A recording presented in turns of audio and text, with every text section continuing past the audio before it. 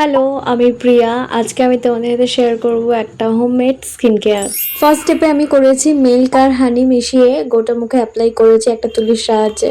এরপর এটা ড্রাই হয়ে যাওয়ার পর আমি এটা জল দিয়ে নর্মাল জল দিয়ে ধুয়ে নিয়েছি মুখটা। সেকেন্ড স্টেপে আমি নিয়েছি একটা হোমমেড প্যাক, যেটা আমি বাড়িতেই বানিয়েছিলাম। বেসন, হলুদ আর কফি টপে দিয়ে এসব দিয়ে একটা হোমমেড প্যাক বানিয়ে রেখেছিলাম আমি। এটাতে আমি সামান্য জল দিয়ে ভালো করে গুলে নিয়েছি, একদম পাতলা করলে চলবে না। আর এটা চারিদিকে মুখে অ্যাপ্লাই করে নিয়েছি। এরপর এটা ড্রাই হয়ে যাওয়ার জন্য আমি ছেড়ে দিয়েছিলাম 5 মিনিট। এটা অ্যাপ্লাই করার সময় আমার ঠোঁটে লেগে গেছিলো, যার কারণে একটু বিরক্ত বোধ লাগছিল।